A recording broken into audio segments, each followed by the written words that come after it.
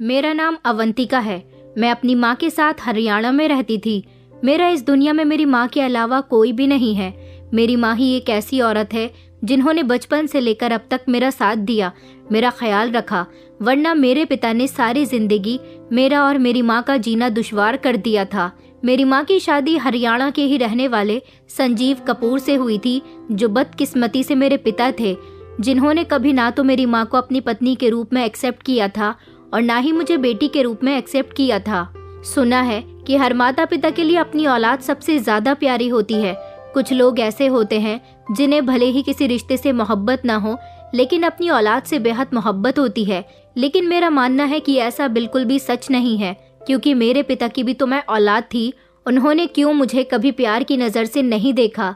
जिस दिन से मेरी माँ उनके घर में विदा होकर आई थी, उसी दिन से मेरे पिता ने उनकी जिंदगी को नर्क बना दिया था।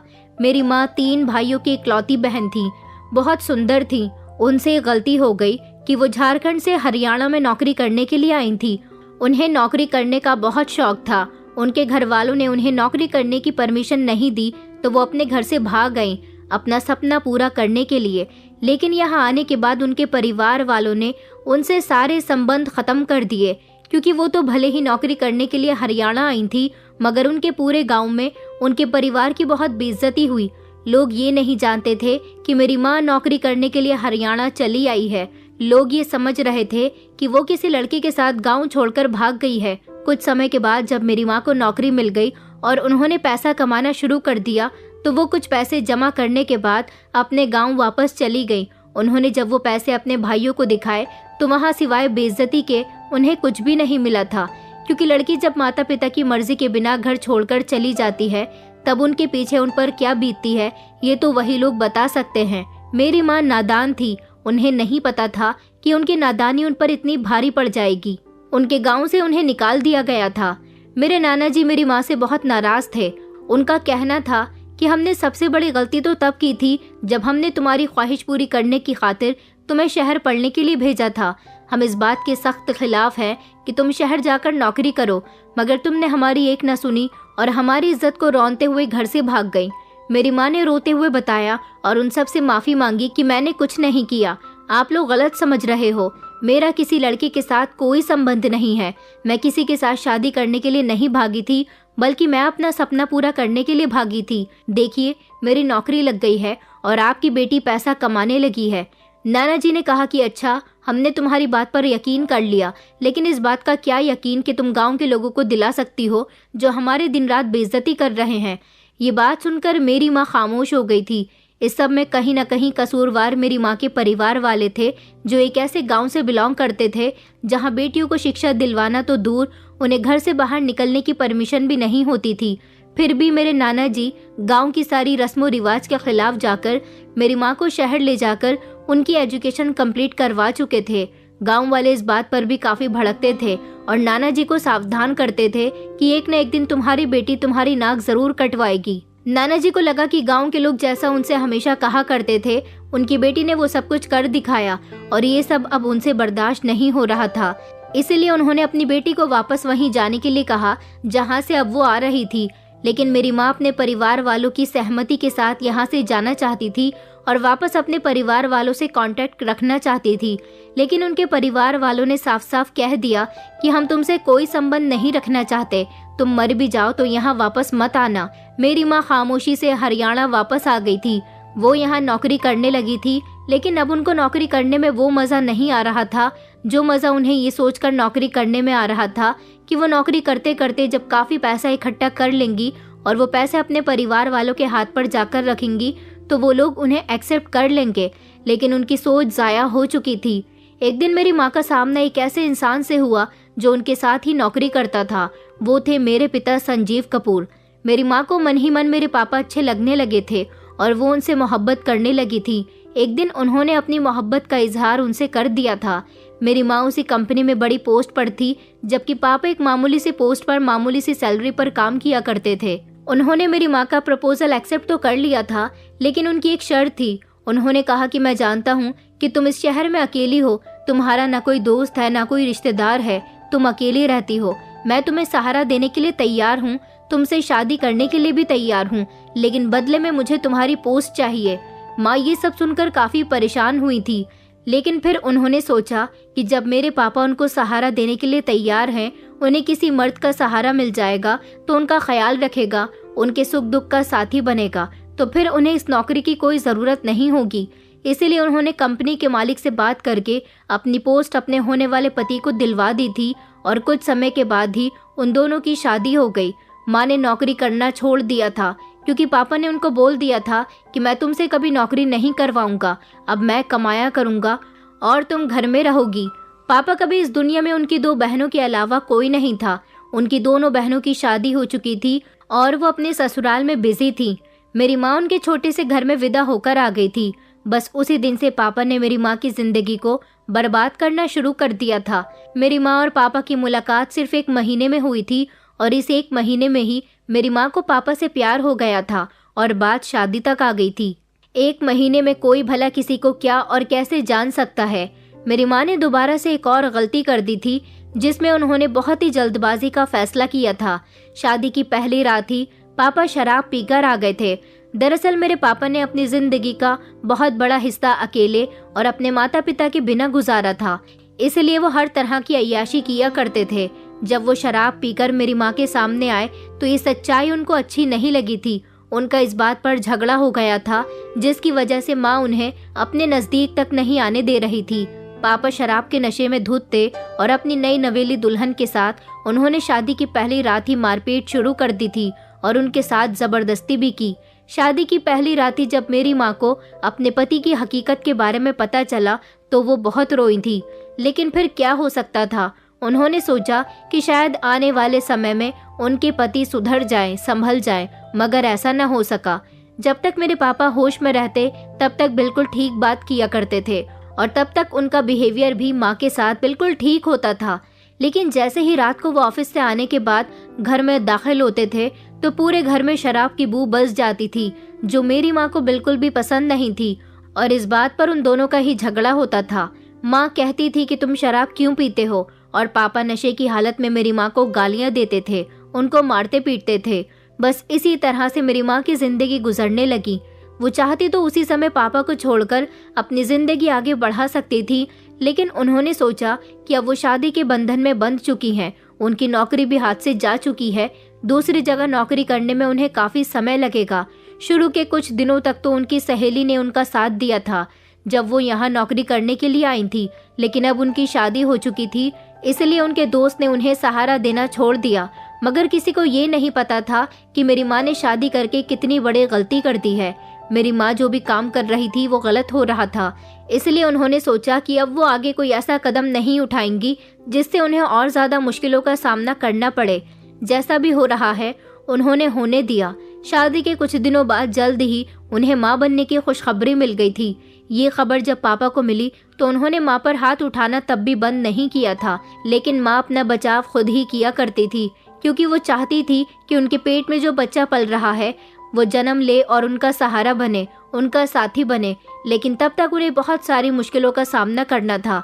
जैसे जैसे समय गुजरता गया मेरी माँ की डिलीवरी का टाइम आ गया और फिर उन्होंने जिस बेटी को जन्म दिया था वो मैं थी। पापा ने अभी भी शराब पीना नहीं छोड़ा था। वो मेरी माँ पर छोटी छोटी बातों पर हाथ उठाया करते थे, उनको घर खर्च के लिए पैसे नहीं देते थे, उन्हें घर से बाहर जाने नहीं देते थे। उन्होंने अपने इस छोटे से घर में उनको कैद करके रख लिया था और उनके साथ जैसा मन करता वैसा किया करते थे। मेरी माँ ने मुझे बड़ी मुश्किल से पाल पोस कर जैसे तैसे 3 साल का कर दिया था। मेरे पापा को मुझसे भी कोई मोहब्बत नहीं थी। उन्होंने कभी मुझे प्यार से अपनी गोद में नहीं लिया था। मैं जब उनके पास जाती तो वो मुझे धकेल दिया करते थे। उन्हें सिर्फ अपना आप ही पसंद था। लेकिन पापा ने शराब पीकर अपने आप को काफी हद तक बेकार कर लिया था। अब उनके शरीर के अंग काफी हद तक खराब हो चुके थे। उन्होंने अपनी नौकरी भी खो दी थी और फिर जब वो बीमार रहने लगे तो उनकी बीमारी के लिए माँ के पास इतने पैसे नहीं थे कि वो उनका इलाज करवाती। इसलिए पापा इस दुनिया को छोड़कर चले गए और अब हम माँ बेटी एक दूसरे के लिए ही बचे थे। पापा के मरने के बाद माँ को एक तरह की आज़ादी मिल गई थी। माँ ने दोबारा से नौकरी करनी शुरू कर दी थी। वो मुझे अपने साथ ऑफिस लेकर चली जाया करती थी और फिर इसी तरह उन्होंने मुझे जवान किया। पैसों की कमी होने की वजह से मैं स्कूल नहीं जा सकी थी, मगर मेरी माँ मुझे घर में पढ़ाया करती थी, इसलिए मुझसे पढ़ना लिखना आता था। हम दोनों माँ बेटी वक्त और हालात की बहुत सताई हुई थी। मेरी माँ को बहुत सारे लोगों ने तंग किया था। मैं जैसे जैसे जवान होती गई अपनी माँ की तरह सुंदर हो गई थी। मैंने अपनी माँ को जिन हालात में देखा था, मैं नहीं चाहती थी कि ऐसे ही हालातों का सामना मुझे भी करना पड़े। मैं अपनी माँ की पूरी जिंदगी के बारे में जानती थी, इसलिए अब मुझे भी अपनी जिंदगी को आगे बढ़ाने के लिए कुछ न कुछ तो करना ही था। मेरी माँ, जिनकी अब उम्र हो चुकी थी, लेकिन फिर भी वो मेरी और अपनी खातिर पैसा कमा रही थी। मुझे उनको देखकर बहुत अफसोस होता था। जिसने अच्छी बेटी बनने की पूरी कोशिश की थी, अपने गांव का नाम रोशन करने की कोशिश की थी, लेकिन उसे गांव से भी बदनामी मिली। जो शादी करने के बाद एक सुकून की जिंदगी चाहती थी, लेकिन शादी के बाद भी उन्हें सुकून नहीं मिल सका। मगर मैंने सोच लिया था कि मैं अपनी माँ को वो सुकून देकर रहूंगी जो उनको कहीं नहीं मिल सका। अब मेरी माँ बीमार रहने लगी थी। मैंने एक दिन माँ से कहा, माँ, मैं कहीं नौकरी कर लूंगी, अब मैं आपको इस तरह मेहनत करते हुए नहीं देख सकती। माँ कहने लगी कि बेटा, तुम पढ़ी लिखी भी नहीं हो, तुम्हें भला कौन नौकरी देगा। मैंने कहा, मैं कहीं भी नौकरी ढूंढ लूंगी, किसी स्कूल में साफ सफाई का काम कर लूंगी, लेकिन आपको अब मेहनत नहीं करने दूंगी। मेरी माँ बीमार रहने की वजह से अब खुद भी थक चुकी थी। उन्होंने मुझे एक मौका दिया और मैंने इस मौके का पूरा फायदा उठाया। मैं भले ही पढ़ी लिखी नहीं थी, लेकिन बाहर की दुनिया के बारे में अच्छी तरह से जानती थी। आजकल की लड़कियां लड़कों को अपने प्यार के जाल में बहुत अच्छी तरह से फंसा लेती हैं। मैंने सोचा कि मैं क्यों नहीं ऐसा कर लेती। मेरे पास कोई हुनर नहीं है, लेकिन ऊपर वाले ने मुझे अच्छी शक्ल दी है। इस अच्छी शक्ल का मुझे फायदा उठाना चाहिए। वैसे भी हम माँ बेटी को ये समाज काफी बुरा भला कहता था। हमारे सर पर किसी मर्द का साया नहीं था। इस बात का लोग अच्छी तरह से फायदा उठाते थे। किसी ने हमारी कभी कोई मदद नहीं की थी, तो फिर इस समाज की मुझे क्या फिक्र करनी। कुछ दिनों तक के लिए तो मैंने एक स्कूल में साफ सफाई की नौकरी करनी शुरू कर दी थी, क्योंकि अभी तक मुझे कोई ऐसा मुर्गा नहीं मिला था जो मेरे जाल में फंस सके। मैंने अपनी जिंदगी में बहुत सारी ऐसी लड़कियां देखी थी जो अपनी जिंदगी बड़े ही सुकून और आराम से गुजार रही थी। मैं भी अपनी जिंदगी से गरीबी को खत्म कर देना चाहती थी और अपनी माँ और अपनी जिंदगी को ऐसे गुजारना चाहती थी। मुझे स्कूल में नौकरी करते हुए कई दिन गुजर गए थे, लेकिन अभी तक कोई ऐसा अमीर इंसान मेरी नजर में नहीं आया था जिसको मैं अपने प्यार के जाल में फंसा सकूं। मैं देखती थी कि स्कूल में बच्चों को लेने के लिए जो पेरेंट्स आते थे, उनमें से बहुत सी लेडीज होती थी जो अच्छे कपड़े पहनकर आती थी। वो अमीर घर की होती थी।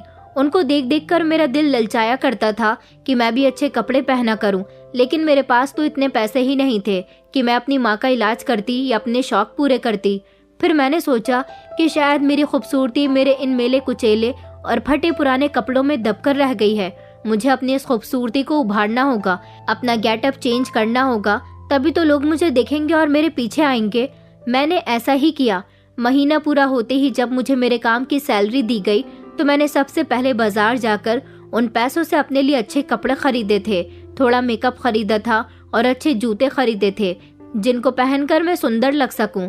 मुझे स्कूल से लगभग 5,000 रुपए मिले थे और उन 5,000 की मैंने मामूली सी शॉपिंग कर ली थी। बाद में मेरे पास 1,000 रुपए बचे, तो मैंने पार्लर जाकर उनसे अपने बालों की कटिंग करवाई थी।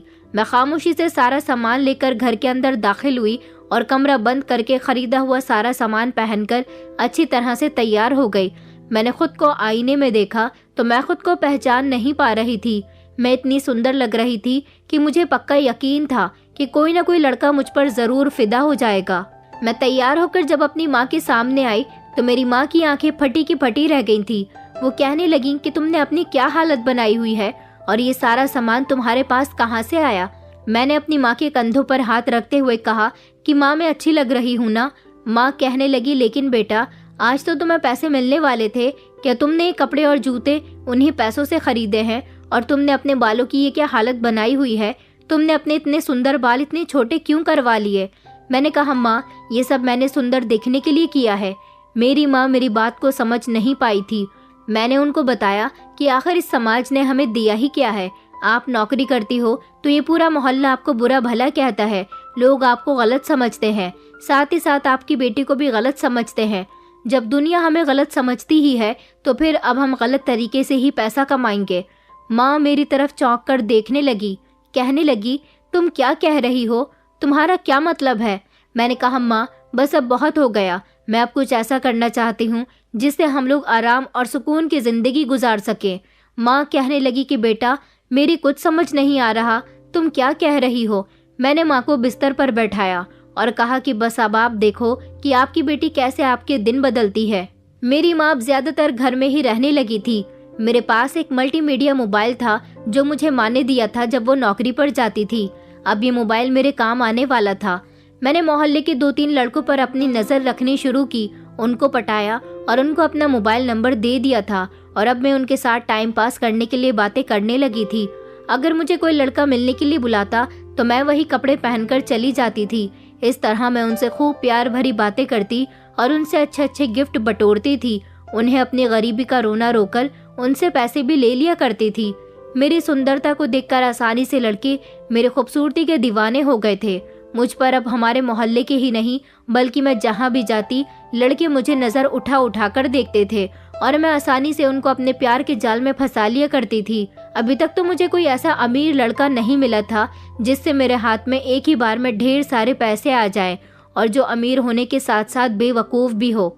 और फिर कुछ समय के बाद फाइनली मेरी ये तलाश भी खत्म हो गई थी। मैंने अब स्कूल में साफ सफाई का काम छोड़कर पार्लर में नौकरी करनी शुरू कर दी थी, क्योंकि मैं थोड़ा बहुत पार्लर का काम जानती थी। इसलिए कम बजट वाले पार्लर में मुझे नौकरी मिल गई थी।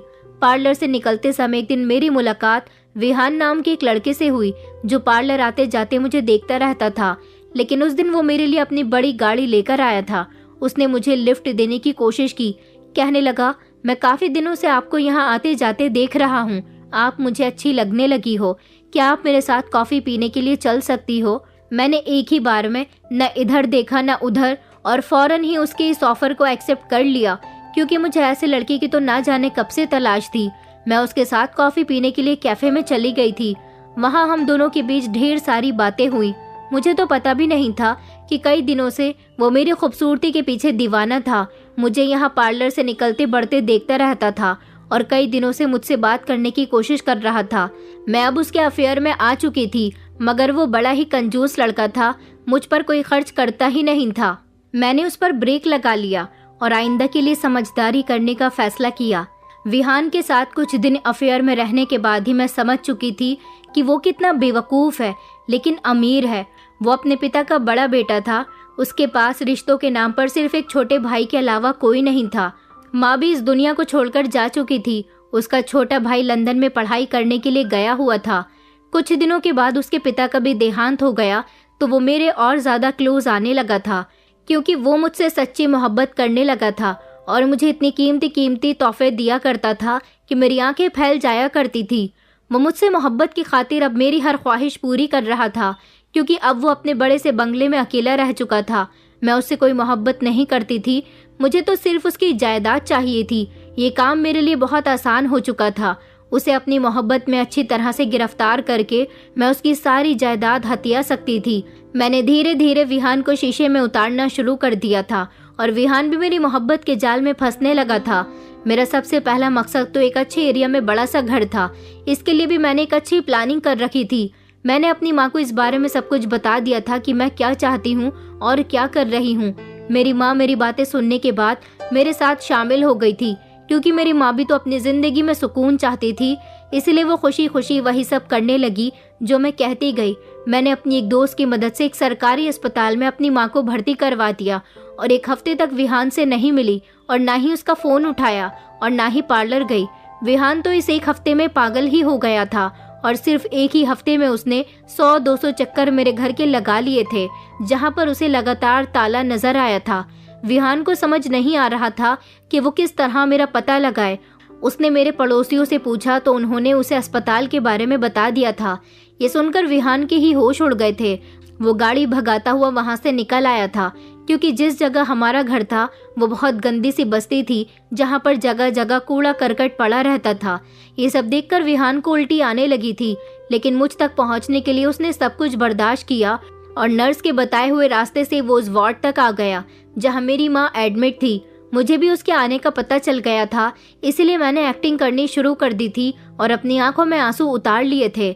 वार्ड की हालत इतनी खराब थी कि विहान से 1 मिनट भी वहाँ खड़ा नहीं हुआ गया और वो मुझे बाहर आने का कहकर भागता हुआ अस्पताल के बाहर जाकर अपनी गाड़ी में बैठ गया था। वो कभी ऐसी मेली जगहों पर नहीं जाता था, इसलिए उसका दिल खराब हो रहा था। थोड़ी देर बाद मैं उसके पास गई। वो मुझे देखकर बेचैनी से कहने लगा कि मैं कितने दिनों से तुम्हें फोन कर रहा हूँ, तुम्हारा नंबर बंद जा रहा है। ये सब क्या है अवंतिका? मैं तुमसे बहुत मोहब्बत करता हूँ, तुम्हारे बिना नहीं रह सकता। तुम्हें नहीं पता कि मैंने तुम्हें कहाँ कहाँ तलाश नहीं किया। उसके शब्दों में बेचैनी महसूस करके मेरा दिल मुस्कुराने लगा था। मैंने रोते हुए उससे कहा, तुम जानते हो मेरा घर इतनी गंदी जगह में है तो मैं तो इस चीज की आदी हो चुकी हूँ, लेकिन मेरी माँ बूढ़ी हो रही है। वहाँ गंदगी से फैलने वाली बीमारियों की चपेट में मेरी माँ आ गई है, इसीलिए फौरन उन्हें अस्पताल ले आई। विहान ने कहा कि अवंतिका, तुम इस बारे में मुझे भी तो बता सकती थी या एक कॉल ही कर देती। वो अभी तक बेचैनी से मुझे देख रहा था। उसने पूरे 1 हफ्ते से मुझे नहीं देखा था। मैंने कहा, कैसे करती आपको फोन? माँ के इलाज के लिए मेरे पास पैसे नहीं थे। वैसे भी मेरे पास एक छोटा सा मल्टीमीडिया मोबाइल था। जल्दबाजी में माँ को अस्पताल जाने के लिए घर से निकली तो वो मेरे हाथ से छूटकर गिर गया। अब उसे ठीक करवाने के लिए मेरे पास पैसे नहीं है, और वैसे भी मैं तुम्हें परेशान नहीं करना चाहती थी। हम जैसों की जिंदगी से तुम जैसे अमीर लोगों को दूर ही रखना पड़ता है, वरना हमारे इलाके की गंदगी तुम जैसे लोगों की भी तबीयत खराब कर सकती है। तुम देखो, 1 मिनट भी तुम वहाँ नहीं खड़े हो पाए, और हम लोग 1 हफ्ते से यहाँ सरकारी अस्पताल में हैं। यहाँ भी साफ सफाई की कोई देखरेख नहीं है, और यहाँ से जाने के बाद भी फिर वही घर, वही गंदगी, और फिर उससे फैलने वाली बीमारियाँ। मैं जितनी अच्छी एक्टिंग कर रही थी उस हिसाब से विहान को यही लग रहा था कि मैं बहुत तकलीफ में हूँ। मेरी बात पर उसने कहा कि तुम्हें और आंटी को क्या ही जरूरत है उस घर में रहने की, और फिर वही हुआ जो मैं चाहती थी।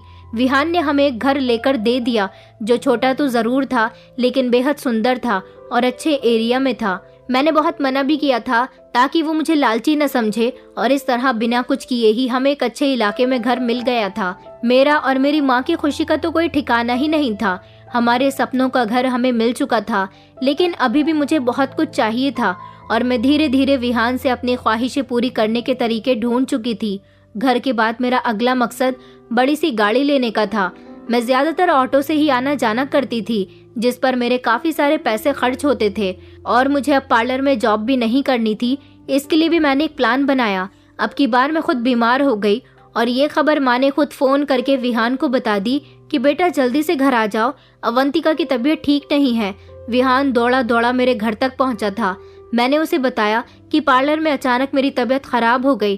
तुम्हें नहीं पता, मैं बड़ी मुश्किल से यहाँ तक पहुँची हूँ। मेरे पास अपनी सवारी होती तो शायद मैं जल्दी घर पहुँच जाती। विहान कहने लगा कि तुमने मुझे फ़ोन क्यों नहीं किया।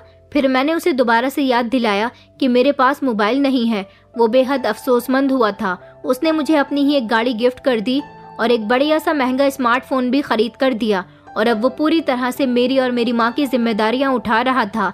विहान ने मेरी जॉब भी छुड़वा दी थी।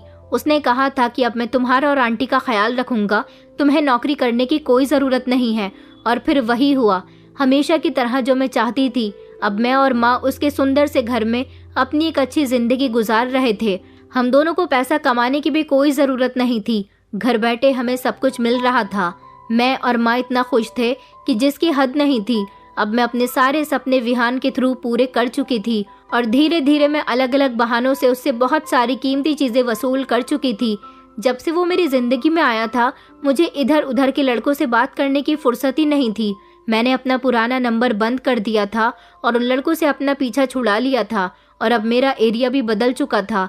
अभी इतना ही नहीं, मैं अपना बैंक बैलेंस भी विहान के थ्रू बढ़ाने लगी थी। वो अपने पिता के मरने के बाद उनका बिजनेस संभाल रहा था और करोड़ों कमाया करता था। उस हिसाब से मैं उससे जितने पैसे मांगती वो फौरन ही मेरे अकाउंट में ट्रांसफ़र कर दिया करता था। इस तरह मेरे अकाउंट में लाखों रुपए आ गए थे।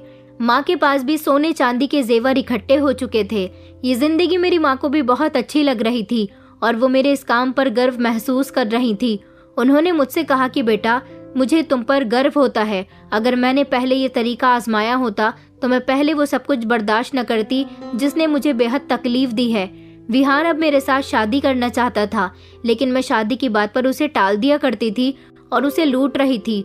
जब मुझे उड़ते उड़ते ये खबर मिली कि विहान का छोटा भाई अब इंडिया आने वाला है और अपने भाई से सारा हिसाब किताब करना चाहता है, उसे मेरे और विहान के अफेयर के बारे में भी पता चल गया। मैं काफ़ी समय से विहान के साथ थी तो इतना तो जान ही चुकी थी कि विहान का भाई उससे छोटा है, लेकिन विहान से ज़्यादा चालाक और समझदार है। उससे बचकर रहने में ही मेरी बेहतरी है। तो मैंने फैसला किया कि मैं अब तक विहान से जितना लूट चुकी हूँ उतना ही काफ़ी है और ये सब लेकर शहर से फरार हो जाऊं।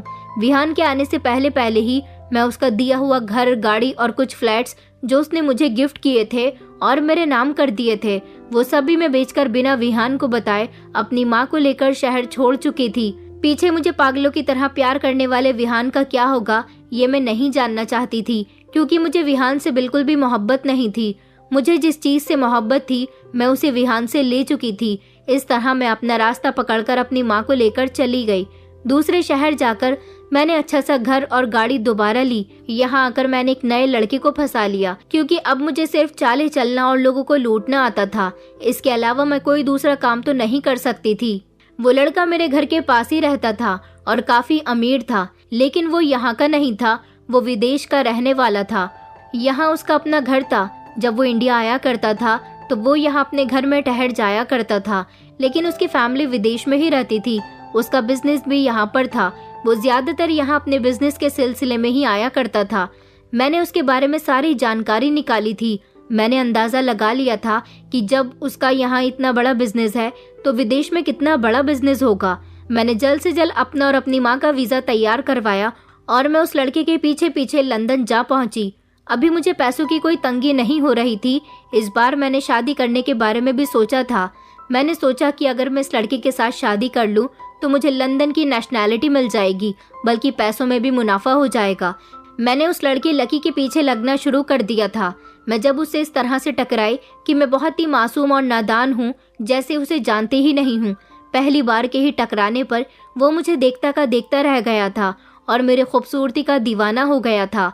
मैं थी ही इतनी खूबसूरत कि किसी की भी मुझ पर नजर ठहर जाती थी। शायद उस बेवकूफ़ ने अपनी ज़िंदगी में मुझ जैसी सुंदर लड़की कहीं नहीं देखी थी।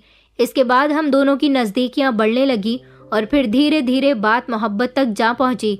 उसने मुझे बताया कि यहाँ उसके दादा का अपना बिजनेस है और वो इंडिया भी जाता है। मैंने उसे बताया कि मैं भी इंडिया से हूँ। ये बात सुनकर वो बहुत खुश हुआ था और इस तरह हम दोनों एक दूसरे की मोहब्बत में डूबते चले गए। मैं नहीं, सिर्फ वही, क्योंकि मैं तो मोहब्बत में डूबने की सिर्फ एक्टिंग कर रही थी और ऊपर से मैं शब्दों की रानी थी, तो कैसे लकी मुझसे इम्प्रेस नहीं होता। वो लड़का जिसकी जिंदगी में अभी तक कोई लड़की शामिल नहीं हुई थी, क्योंकि वो गुस्से का बहुत तेज था और ज्यादातर अपने काम में ही इंटरेस्ट लेता था। वो मुझ जैसी सुंदर लड़की को अचानक से अहमियत देने लगा और मेरे आगे पीछे घूमने लगा। फिर कुछ समय गुजरने के बाद आखिरकार एक दिन लकी ने मुझे प्रपोज ही कर दिया था। लंदन जैसे खूबसूरत शहर में आखिरकार मुझे इतना अच्छा प्रपोजल मिला था। मैं उसे अपने हाथ से कैसे जाने दे सकती थी। लकी ने मेरे बारे में अपनी फैमिली वालों को बता दिया था और फिर इस तरह वो लोग इस रिश्ते के लिए राजी हो गए और मेरी शादी लकी के साथ लंदन में बड़ी ही धूमधाम के साथ हुई थी। मैं तो देखती रह गई थी। मुझे अपनी किस्मत पर विश्वास नहीं हो रहा था। मुझसे शादी के बाद तो जैसे मेरी किस्मत ही खुल गई थी। मैं अपने साथ अपनी ससुराल माँ को भी लेकर आ गई थी। लकी अपने पेरेंट्स का इकलौता बेटा था। मैंने सोच लिया था कि मैं इस घर में आ तो गई हूँ, कुछ समय के बाद ये घर और लकी का सारा बिजनेस मैं अपने और अपनी माँ के नाम करवा लूंगी। मेरा खूबसूरत चेहरा जब मुझे यहाँ तक लेकर आ सकता है तो लकी को बर्बाद भी कर सकता है। सबसे पहले तो मुझे अपने सास ससुर को घर से निकलवाना था, क्योंकि फाइनेंशियली लकी के पेरेंट्स सब कुछ अपने बेटे के नाम जीते जी ही कर चुके थे, क्योंकि वो अपने बेटे से बहुत प्यार करते थे। अब वैसे भी उन लोगों का इस घर में कुछ नहीं था। मैंने धीरे धीरे लकी के माता पिता के खिलाफ उसको भड़काना शुरू कर दिया। इस काम में मेरी माँ ने मेरा बहुत साथ दिया था। मैंने धीरे धीरे लकी से उसका सब कुछ छीन लिया, उसके माता पिता को भी उसकी जिंदगी से निकाल दिया। मैंने उसके दिमाग में डाल दिया था कि तुम्हारे पिता तुम्हारे घर से निकलने के बाद मुझसे तुम्हारी बुराइयां करते हैं, मुझे इस घर में बहुत सताते हैं। मेरी लाचार और बेबस एक्टिंग पर उसने यकीन कर लिया था और अपने इस बड़े से बंगले से उन्हें निकालकर एक छोटे से घर में भेज दिया था। अब इस बड़े से बंगले पर और लकी की एक एक चीज पर मेरा और मेरी माँ का कब्जा हो गया था। अब बारी आ गई थी लकी को अपनी जिंदगी से निकालने की। मैंने लकी के लिए भी एक बहुत ही जबरदस्त प्लान बनाया था। उससे उसकी सारी जायदाद हथियाने के लिए मैंने उसको एक रात इतनी शराब पिला दी थी कि नशे की हालत में मैंने उससे जो कहा वो वैसा ही करता गया। उसके सारे प्रॉपर्टी के पेपर्स पर मैंने उससे साइन ले लिए थे और इस तरह उसकी सारी प्रॉपर्टी मेरे नाम हो गई। लेकिन मैं नहीं चाहती थी कि इस बारे में लकी को पता चल जाए। मुझे कुछ भी करके रातों रात उसका सब कुछ यहाँ से बेचकर वापस इंडिया फरार होना था। मैं लगभग 2-3 दिन तक लकी को नशे के इंजेक्शन देती रही ताकि वो जाग न सके और लगातार बेहोशी रहे, क्योंकि मुझे डर था कि उसे होश आने के बाद याद न आ जाए कि जब वो ड्रिंक कर रहा था तो मैंने उससे किसी पेपर्स पर साइन लिए थे। मैंने रातों रात ही उसकी जितनी भी जायदाद थी वो सभी लंदन में ही बेच दी थी और सारे पैसे अपने अकाउंट में ट्रांसफर होने के बाद मैं माँ के साथ फौरन ही इंडिया के लिए रवाना हो रही थी और मैंने लकी को बेहोशी की हालत में ही छोड़ दिया था। और इस तरह मैं अपनी माँ को लेकर लंदन से इंडिया आई और इंडिया आने के बाद यहाँ आकर मैंने अपने अकाउंट का इस्तेमाल किया तो मेरे पैरों तले से ज़मीन निकल गई थी कि मेरा पूरा अकाउंट खाली हो चुका था और मेरा अकाउंट चल ही नहीं रहा था। ये सब क्या हो गया था? इस बारे में मैंने अपनी माँ को बताया तो वो भी बहुत घबरा गई थी, पागल हो गई थी, क्योंकि मैं ज़्यादातर पैसे अपने अकाउंट में ही रखती थी। जितने पैसे मेरे पास थे उनसे मैंने रेंट पर एक घर ले लिया, लेकिन मेरा अकाउंट बंद हो गया था, उससे कोई भी लेन देन नहीं हो रहा था। मेरी समझ नहीं आ रहा था कि मैं क्या करूं। मैं परेशान हो गई थी और घर में इधर से उधर टहल रही थी जब रात के समय अचानक मेरे घर का दरवाज़ा बजने लगा। जैसे ही मैंने दरवाज़ा खोला तो ये देखकर मैं दंग रह गई कि दरवाजे पर पुलिस खड़ी हुई थी और पुलिस को देखकर मैं घबरा गई कि ना जाने क्यों मेरे कदम पीछे की तरफ जाने लगे। वो लेडीज पुलिस थी जिन्होंने मुझे पकड़ लिया और मेरी माँ को भी। मैंने कहा, मुझे छोड़ो, आखिर ये हो क्या रहा है? मुझे किस जुर्म में अरेस्ट किया जा रहा है? उन्होंने कहा, क्योंकि तुम्हारे खिलाफ कंप्लेंट दर्ज की गई है। मैंने कहा, कंप्लेंट किसने करवाई? तो तभी घर के अंदर लकी और विहान दाखिल हुए, जो मेरे सामने अपने दोनों हाथ बांधकर खड़े हो गए थे। मैंने चौंक कर कहा, लकी तुम और विहान तुम? विहान मेरे सामने आया, जिसकी आंखों में मुझे खून खौलता हुआ साफ नजर आ रहा था। मैं सब समझ गई थी कि ये दोनों आपस में मिले हुए हैं, लेकिन पूरी बात क्या है ये मैं समझ नहीं पा रही थी। विहान ने मेरा मुंह पकड़ लिया, जिस पर मेरी माँ चिल्ला उठी, छोड़ो मेरी बेटी को। इतने में ही विहान ने चिल्लाकर कहा कि खामोश हो जाओ, तुम्हें पता है कि तुम्हारी बेटी ने मेरे साथ क्या खेल खेला है? अरे तुम्हें इस बारे में कैसे पता नहीं होगा, क्योंकि तुम दोनों माँ बेटी इस काम में मिली हुई हो। मैं तुम्हारी बेटी से बहुत मोहब्बत करता था, इसने मेरी फीलिंग्स को हर्ट किया, मुझे छोड़कर चली गई। मैंने इसकी खातिर क्या नहीं किया? तुम्हें क्या लगा था कि तुम्हारे जाने के बाद मैं खामोश बैठ जाऊंगा? मैं तुमसे बहुत मोहब्बत करता था। मैंने तुम्हें हर तरफ तलाश करने की कोशिश की। मैंने तुम्हारे पुराने मोहल्ले जाकर वहाँ लोगों से तुम्हारे बारे में इंफॉर्मेशन इकट्ठी की तो मुझे पता चला कि वहाँ के लोग तो तुम्हें बहुत गलत समझते हैं और कहते हैं कि तुम बहुत बिगड़ी हुई हो, और तुम्हारी माँ भी, और तुम्हारा पिता शराबी था। लोगों के मुंह से तुम्हारे बारे में ऐसी बातें सुनकर मैं समझ गया था कि तुम मुझे छोड़कर जा चुकी हो। मुझे छोड़कर ही नहीं बल्कि मुझे लूट कर जा चुकी हो। इसीलिए मैंने एक फैसला किया। क्या तुमने इसे नहीं पहचाना? ये मेरा छोटा भाई लकी है। मैंने अपने भाई को तुम्हारे बारे में सब कुछ बता दिया और फिर तुम्हारे बारे में पता लगाया कि तुम कहाँ हो। तुम्हें क्या लगता है कि सिर्फ तुम चालाक हो? मैं तुमसे कई गुना चालाक हूँ। तुमने भले ही मुझे छोड़ दिया था, मुझे लूट कर चली गई थी। मुझे जब पता चला कि तुम दूसरे शहर जा चुकी हो, वहाँ मैंने खुद अपने छोटे भाई को तुम्हारे पीछे लगाया ताकि तुम उसे देखकर उस पर डोरे डालने शुरू कर दो। जानबूझकर उसे तुम्हारे मोहल्ले में रहने के लिए भेजा, जहाँ तुमने अपने लिए नया बंगला खरीदा था। लेकिन लकी की पढ़ाई में दिक्कत हो रही थी, इसलिए वो लंदन चला गया। मैं जानता था कि तुम भी अमीर लड़का देखकर उसके पीछे पीछे लंदन जरूर जाओगी। जब तुम वहाँ चली गई, तुमने लकी के साथ वही किया जिसकी मुझे उम्मीद थी। तुमने उसे अपने प्यार के जाल में फंसा लिया। मगर तुम्हें क्या लगा कि तुम लकी को बेवकूफ़ बना रही थी? हम दोनों मिलकर तुम्हें बेवकूफ़ बना रहे थे। लकी के माता पिता वो लोग एक्टर हैं जिन पर इल्ज़ाम लगाकर तुमने लकी को उनसे अलग कर दिया, और जिस घर में तुम रह रही थी वो रेंट पर लिया हुआ बंगला था। और हाँ, वहाँ पर मैं भी मौजूद था। इतने बड़े बंगले में तुम्हें पता ही नहीं चला कि मैं वहाँ पर हूँ। तुम्हारी और तुम्हारी माँ की हरकतों पर नज़र रख रहा हूँ। मैंने पुलिस को तुम्हारे बारे में सब कुछ बता दिया था। पुलिस का कहना था कि तुम्हारा अकाउंट इंडिया का है, इसलिए तुम्हारे अकाउंट पर कार्यवाही तभी की जाएगी जब तुम इंडिया आ जाओगी। इसलिए जैसा जैसा तुम करती गई वैसा वैसा सब कुछ पॉसिबल होता गया, और फिर तुम यहाँ आ गई। तुम्हें नहीं पता कि तुम्हारी पासबुक और बैंक अकाउंट की सारी डिटेल मैंने तुम्हारे सामान से चुरा ली और वो सब पुलिस को दे दी। तभी तो तुम्हारा बैंक अकाउंट बंद कर दिया गया। ये बात कहकर विहान और लकी हंसने लगे थे। विहान ने झटके से मेरा मुंह छोड़ा और कहने लगा कि तुम्हें क्या लगता था कि मैं तुमसे बहुत मोहब्बत करता हूँ? हाँ, मैं तुमसे बहुत मोहब्बत करता था, लेकिन अब मैं सिर्फ तुमसे नफरत करता हूँ और तुमसे बदला लेने का मेरे पास एक यही सॉल्यूशन था। तुमने जो कुछ भी मुझसे छीना, मेरे साथ किया, वो सब कुछ मैंने सूद समेत तुमसे वापस कर लिया। मैं तो हैरान रह गई थी कि इन दोनों भाइयों ने मुझे कितनी अच्छी तरह से बेवकूफ़ बनाया था। माँ और मैं जोर जोर से चिल्ला रहे थे, लेकिन पुलिस ने कहा कि अब तुम जेल चलो और जेल जाकर प्लानिंग करना कि अब आगे किस लड़के को फंसाना है। मैं अपनी किस्मत पर हैरान रह गई थी। इस सब से ये साबित होता है कि लालच बुरी बला है। मैंने अपने खूबसूरत चेहरों से जिन भी लड़कों को लूटा था, उन सब का सिला मुझे इस तरह से मिला। विहान सच में मुझसे बहुत प्यार करता था और लकी से मेरी शादी भी झूठी हुई थी। मुझे नहीं पता था कि मुझे फंसाने के लिए इन लोगों ने इतना लंबा चौड़ा जाल फैलाया था। लकी कोई और नहीं बल्कि विहान का भाई था। अगर ये बात मुझे पहले ही पता चल जाती तो शायद आज मैं जेल में अपनी जिंदगी ना गुजार रही होती। लालच इंसान के दिल को खोखला कर देता है और उसकी अकल पर पर्दा डाल देता है। आज मेरी वजह से मेरी माँ भी मेरे साथ सज़ा भुगत रही है। दोस्तों, उम्मीद करती हूँ आपको हमारी कहानी पसंद आई होगी। कहानी पसंद आई है तो वीडियो को लाइक करें, चैनल पर नए हैं तो चैनल को सब्सक्राइब करें और हाँ, नोटिफिकेशन बेल को ज़रूर दबाएं ताकि अगली अपडेट सबसे पहले आपको मिले।